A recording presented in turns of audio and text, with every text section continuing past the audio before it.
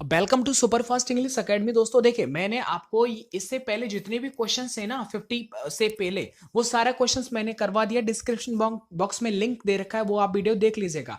Actually video काफी लंबा होता है, इसलिए आप ही बोलते हैं, इसलिए मैं इसका पार्ट डिवाइड कर देता हूं। बाकी अब चलते हैं हम इसके आगे जितने भी क्वेश्चन हैं जो आपके एग्जाम पर बेस्ड है पैटर्न पर। ठीक है, चलिए उसे आप याद करते हैं। आगे देखो, पहला क्वेश्चन है इसमें 51। हाँ भैया, अगर आप नए तो चैनल को आप सब्सक्राइब कर लीजिएगा। देखो पहला क्वेश्चन है कि if I was you I would not attend the function. यदि मैं तुम होता ना, मतलब अगर मैं तुम जैसा होता तो मैं फंक्शन को अटेंड ही नहीं करता। इसका मतलब कोरी कल्पना की जा रही है, समझ में आ रहा है। जहां पर कोरी कल्पना की जाती है तो बच्चों, मैंने आपको हमेशा बताया था कि आई के साथ क्या आता है, वर आता है। क्या आता है? वर आता है। ठीक है, तो देखो यहां पर वॉज नहीं आना चाहिए भाई। कोरी कल्पना में हमेशा हम कोरी काम करेंगे, तो यहां पर वर लगाएंगे। देखो सर जी, आने को तो आई के साथ वॉज आता है, सही तो है सर, लेकिन अगर कोरी कल्पना की, देखो आपने अगर कंडीशनल सेंटेंसेस पढ़े होंगे ना, वही इसको समझ सकता है इस बात को। तो इस वॉज की जगह पर आपको वर ही लगाना है, चाहे आई है, इसको समझ लो। ठीक है, आगे देखो, he did nothing else than play. Sir यहां पर एक बात बताइए, इसमें ऐसा कोई भी कंपैरिजन से रिलेटेड तो कुछ कहा नहीं जा रहा है, तो इसका मतलब सी वाले पार्ट में क्या हो जाएगा, गलती हो जाएगा। ठीक है, और इस वाले पार्ट में ए में गलती हो जाएगा। तो यहां पर देन नहीं, हाँ देन की जगह अगर आपको और भी अच्छा करना है तो आप इसे बट लगा सकते हो, बट यहां पर कंपैरिजन वाली बात तो है ही नहीं, तो इस चीज को आपको थोड़ा समझना पड़ेगा। आगे देखिएगा, it is high time he stood on his own two legs, no error. सोचो जल्दी से, इसमें क्या गलती हो सकता है। देखो आप खुद वीडियो को थोड़ा पॉज कर लिया करो, सोचा करो इसमें क्या गलती हो सकता है, फिर सर जी क्या बता रहे हैं उसको भी समझा करो, तभी आप अच्छा कर पाएंगे। समझ रहे हैं आप? ऐसा नहीं मैं जो बोल रहा हूं वो आप हाँ ये तो सरल है, ऐसा नहीं है। आप थोड़ा वीडियो को पॉज करो फिर समझो इसमें क्या गलत है। एक बात बताओ, वो कह रहा है कि it's high time he stood on his own two legs. Sir two नहीं होना चाहिए, टू एक्स्ट्रा है ना। वो जब अपने पैरों पे खड़ा है तो इसका मतलब दोनों लेगों पर ही खड़ा है ना, तो टू यहाँ पर एक्स्ट्रा लिख रहा है, जो कि होना नहीं चाहिए। तो यहाँ पर सी वाला एकदम गलत। बाकी इसमें कोई भी गलती नहीं है। आगे देखो, knowledge of at least two languages are required to pass the examination. तो ये देखो काफी अच्छा क्वेश्चन है। अब देखो यहाँ पर आपको एक चीज समझनी है, मैं आपको हमेशा बोलता आया हूं, ये जो वर्ब से पहले देखो इजारे में वर्ब है ना, इससे पहले जो भी है वो सब्जेक्ट की कैटेगरी में आता है। सब्जेक्ट यदि सिंगुलर होगा तो वर्ब भी सिंगुलर होगी। यहां पर बोला जा रहा है knowledge of at least two languages, मतलब दो भाषाओं की नॉलेज, कम से कम दो भाषाओं की नॉलेज एग्जाम को पास करने के लिए जरूरत है। तो भैया नॉलेज की जरूरत है, ना कि दो भाषाओं की। दो भाषाओं की जो लैंग्वेज है ना, उस चीज की यहां पर रिक्वायर्ड है। ठीक है ना, तो यहां पर नॉलेज के बारे में बात की जा रहा है, तो नॉलेज क्या होता है, हमेशा सिंगुलर होता है, तो इसलिए यहां पर आर की जगह पर क्या आ जाएगा, इज आ जाएगा। अब कुछ सोच रहे होंगे सर जी यहां देखो लैंग्वेज इज प्लूरल आ रहा है, तो सर प्लूरल के साथ तो ये आ गया, नहीं ऐसा नहीं है। देखो ये ना, ये पूरा सेंटेंस जो इतना जितना भी लिखा हुआ ना, ये पूरा सब्जेक्ट है। अब आप इसे मत देखो कि इसे देख करके आप यहां पर सेट कर रहे हैं, नहीं। आप इस पूरे को देखो कि भाई इस पूरे का मतलब क्या निकल के आ रहा है। मतलब वो कर रहा है कम से कम दो भाषाओं की नॉलेज, तो यहां पर पूरा जो फोकस जा रहा है वो नॉलेज के ऊपर कहा जा रहा है। तो नॉलेज जब सिंगुलर है तो वर्ब भी सिंगुलर आएगी। आगे देखिएगा, when I arrived I found them both sitting at the table waiting on me. When I arrived, जब मैं अराइव किया, मतलब जब मैं आया, मैंने देखा दोनों को। मतलब क्या था कि वो टेबल पर गया थे, टेबल पर बैठे हुए थे, वेटिंग ऑन मी। अब आपको ये समझना है, देखो मैंने आपको हमेशा बताया था, इसका मतलब है कि जब मैं आया तो वो दोनों टेबल पर बैठे हुए थे और मेरा इंतजार कर रहे थे। तो आपको हमेशा याद होना चाहिए कि वेट के बाद प्रीपोजिशन फॉर आता है। ठीक है, जैसे wait for me, just wait for me, थोड़ा मेरा वेट कर लीजिएगा। तो वेट के बाद अगर प्रपोजिशन आएगा तो फॉर आएगा, और इसके बाद आप ऑब्जेक्ट लगाएंगे। ऐसा नहीं कर सकते वेट मी, वेट यू, ऐसा नहीं। वेट फॉर मी, मेरा इंतजार करो। ठीक है, wait for you, I will wait for you. ठीक है, मैं तुम्हारा इंतजार करूंगा। तो ये सब क्या हो जाएगा, वेट के बाद आने वाला प्रपोजिशन वो फॉर आता है। समझ में आ गया? तो इसे आप समझ लीजिएगा। तो यहां पर देखो सर, ये जो ऑन लिख रहा है वो ऑन नहीं आना चाहिए, यहां पर क्या आना चाहिए, फॉर आना चाहिए। समझ में आ गया? कोई डाउट आपका नहीं रहना चाहिए, इतना आराम से मैं आपको समझा रहा हूं। आगे बात करते हैं, देखिएगा ये किस तरह के क्वेश्चंस हैं, एक बार मैं थोड़ा देख लेता हूं ये किस टाइप का। हाँ, तो आपको क्या करना है ना, ये जितने भी 64 और 65 है, इसके अंदर आपको सिनोनियम बताना है। चलिएगा, डी जेनरेशन का मतलब बताना है। डी जेनरेशन का मतलब क्या होता है, तो डी जेनरेशन का मतलब होता है कि डिग्रेशन। ठीक है, तो ये हो जाएगा डिग्रेडेशन, हो जाएगा डिजेनरेशन का मतलब। इसका मतलब होता है कि किसी भी स्थिति के अंदर क्या गिरावट जब आ जाती है तो उसे बोलते हैं डिजेनरेशन। ठीक है, तो ये आपको याद कर लेना है, कम से कम इनको तो आपको याद करना ही पड़ेगा। आगे देखो, इसका मतलब थोड़ा नया वर्ड लग रहा है, तो इसका मतलब होता है डेटेरियोरेशन। ठीक है, तो डेटेरियोरेशन का मतलब क्या होता है कि किसी भी चीज को और ज्यादा खराब कर देना, मतलब बदतर कर देना, खराब और ज्यादा बेकार कर देना।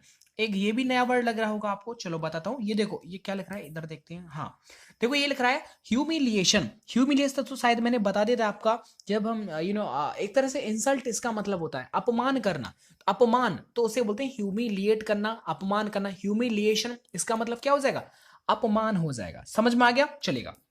जो इंपॉर्टेंट है मैं बता दूंगा आपको। देखो आगे देखो, क्लेमेंसी का मतलब क्या होता है। देखो क्लेमेंसी का अगर हम सिनोनियम निकाल रहे हैं तो इसका मतलब होता है काइंडनेस, दयालुतापन। बहुत अच्छा वर्ड है, दयालु वर्ड, ऐसी चीजें अच्छी होती है ना, तो इसका क्या हो जाएगा, काइंडनेस हो जाएगा, चलेगा। क्लेमेंसी का मतलब हो जाएगा। तो आगे बढ़ते हैं, क्लेमेंसी, आगे बढ़ते हैं। सिंपथी, एम्पैथी, ये सब आपको पता होगा मोस्टली, ये सब देखो एम्पैथी का मतलब होता है किसी का भावनाओं का शेयरिंग करना किसी के साथ, एम्पैथी। ठीक है, अच्छा चले। और सिंपति का मतलब क्या होता है, वही जो आप जानते हैं, एक तरह से भावना, सिंपति है ना, मेरे आपके प्रति मेरा क्या है, सिंपति है। आगे बढ़ जाते हैं, आगे और भी देखो।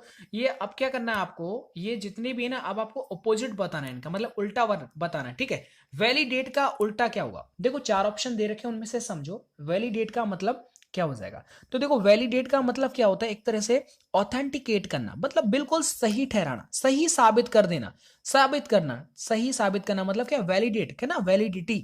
तो क्या हो जाएगा, ऑथेंटिकेट हो जाएगा। इसका तो सेम मीनिंग हो जाएगा, लेकिन हमें उल्टा देखना है, तो हो जाएगा डिसप्रूव हो जाएगा। ठीक है, तो वैलिडेट का मतलब तो ये हो जाएगा। ठीक है, अब इसका उल्टा क्या हो जाएगा, डिसअप्रूव हो जाएगा। डिसअप्रूव का मतलब होता है नकार देना, बात को मानना ही नहीं। ठीक है, समझ में आ रहा है। चलो आगे बढ़ जाते हैं। आगे है आपका सैग्रीगेट करना। देखो सैग्रीगेट का आपको पहले तो मतलब समझ लेना चाहिए। सैग्रीगेट का मतलब क्या होता है, इसका मतलब होता है कि किसी भी चीज को अलग कर देना। जैसे आपने देखा हमारे हिंदुस्तान ने पाकिस्तान को बिल्कुल अलग थलग कर दिया, सैग्रीगेट कर, उसे सिगरेट पिला दी, तो सैग्रीगेट कर दिया मतलब एक तरह से अलग कर देना। ठीक है, तो इसका अपोजिट क्या हो जाएगा, किसी चीज को क्या करना, यूनाइट कर देना। तो यूनाइट का मतलब क्या, इकट्ठा कर देना। सेग्रीगेट का मतलब अलग अलग पार्टों में अलग अलग विभाजित कर देना, और ये हो जाएगा आपका यूनाइट मतलब एकत्रित कर देना, एक जगह कर देना। ठीक है, आगे देखो, फ्लेम्बोएंट क्या होता है, ये तो बहुत अच्छा है, काफी अच्छा है, अगर आप इसे और भी पढ़ें तो। देखो फ्लैम्बोएंट का मतलब भी आपको समझना है कि फ्लैम्बोएंट का मतलब होता है जो बिल्कुल एक्टिव हो, जिसके अंदर एनर्जी की कोई भी कमी नहीं हो, ऊर्जा से भरा हुआ। ठीक है, फ्लैम्बोएंट का मतलब। ठीक है, लेकिन अब इसका क्या हो जाएगा, एकदम उल्टा, तो ये हो जाएगा आपका क्वाइट। तो क्वाइट का मतलब शांत होता है, इसका मतलब इसमें कोई भी ऊर्जा ऊर्जा नहीं है, तो ये आपको समझ लेना है। आगे बढ़ जाते हैं, और आगे एक और है एमिनेंट का मतलब। देखो एमिनेंट का मतलब समझो, इसका मतलब होता है कि ऐसा व्यक्ति जो अपने क्षेत्र में एकदम प्रसिद्ध हो, प्रोमिनेंट हो। प्रोमिनेंट का मतलब ही इमिनेंट होता है, लेकिन फिलहाल में हमें इसका ऑपोजिट चाहिए। तो ऑपोजिट का मतलब हो जाएगा देखिए ऑर्डिनरी, इसका बोल सकते हैं। ठीक है, तो ये ऑर्डिनरी हो जाएगा, जो बिल्कुल साधारण हो, लेकिन जिसकी इज्जत बहुत हो, तो उसे बोलते हैं इमिनेंट। ठीक है, आगे देखिएगा, इकोनॉमिकल। तो इकोनॉमिकल का मतलब आपको समझ लेना है पहले तो। इसका मतलब है कि खर्च से अगर हम बात कर रहे हैं, कोई भी चीज जो इकोनॉमिकली है, खर्च में किफायती, थोड़ा सा फायदा यदि आपको मिल रहा है, दैट इज कॉल्ड इकोनॉमिकल।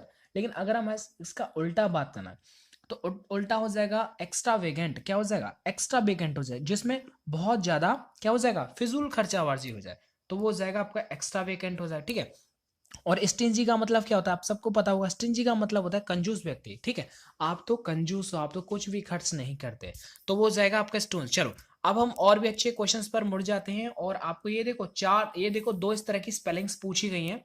इनमें से आपको आपको देखो, मैं चेक करूं क्या पूछा है। आइडेंटिफाई द मिस स्पेल्ड, मतलब क्या देना है आपको, गलत वाली बतानी कि इसमें गलत वाली कौन सी। चलो पढ़ लो, मैंने तो पढ़ लिया, आप एक बार देख लीजिएगा।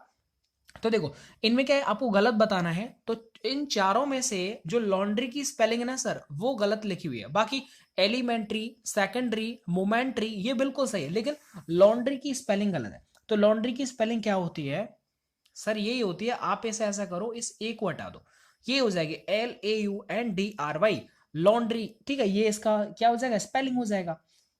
चलेगा, आगे आगे बढ़ जाते हैं। आगे देखो एप्रीहेंसिव, इंटेंशन, कंफ्यूजन और इमेजिनेशन। तो देखो ये आपको दिख गया होगा अलग से, इंटेंशन की स्पेलिंग गलत है, इस एस की जगह पर क्या होना चाहिए, टी होना चाहिए, तो ये हो जाएगा इंटेंशन।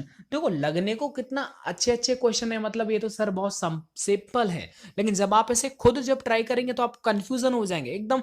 अब आपको ये लगेगा यार पता नहीं एस की जगह टी आएगा कि टी या एस आएगा, वो आप प्रैक्टिस करने से आपको समझ में आ जाएगा। अब देखिएगा यहाँ पर आपको दे रखी है 3 स्पेलिंग, और इनमें से सर जी आपको बताना है कि कौन सी स्पेलिंग बिल्कुल सही है। ठीक है, सही वाली स्पेलिंग आपको बता देनी है, बाकी तो बिल्कुल जो भी है आपको देख लेना है। देखो इसमें मुझे पता है, मैंने पढ़ लिया है, आप खुद पढ़ लीजिएगा, वीडियो को ज्यादा मैं लंबा नहीं करूंगा। देखो सक्सेसफुल ये वाली स्पेलिंग है ना, ए वाली, ये बिल्कुल सही है, लेकिन देखो बाकी जिनमें कुछ ना कुछ गलती है, बाकी स्पेलिंग एक ही सही होगी, तो वो पहली वाली सक्सेसफुल है।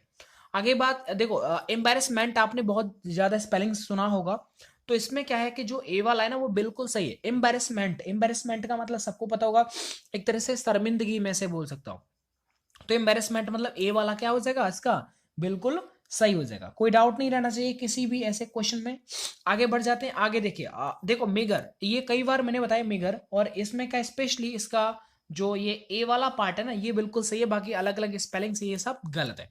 तो दोस्तों देखो ये इसका आंसर की भी होगा नीचे, हाँ बिल्कुल। तो ये सब मैं आपको पीडीएफ खैर प्रोवाइड कर दूंगा कुछ टाइम के बाद, बट फिलहाल में आपको करना है कि इन दोनों पार्टों को आपको अच्छी तरह से देख लेना है। तीसरा पार्ट में आपको बहुत जल्दी आपके कहने के अकॉर्डिंग वो प्रोवाइड किया जाएगा, और स्पेशली यदि आप और भी एग्जाम की तैयारी कर रहे हैं तो जरूर मुझे बता दीजिएगा। अगर आप एयरफोर्स नेवी के सिवाय अदर भी स्टूडेंट आप यहाँ से पढ़ते हैं तो जरूर आप एक बार बता दीजिए, ताकि आपके एग्जाम की अच्छी कमांड भी इन बच्चों के पेपर होने के बाद कराई जा सके। दोस्तों इस वीडियो को लाइक एंड शेयर आप जरूर करिएगा, वीडियो अगर अच्छी लगी है तो इसे मिलता हूं मैं आपको नेक्स्ट अच्छी सी वीडियो के साथ। वीडियो देखने के लिए आप सभी का बहुत बहुत धन्यवाद।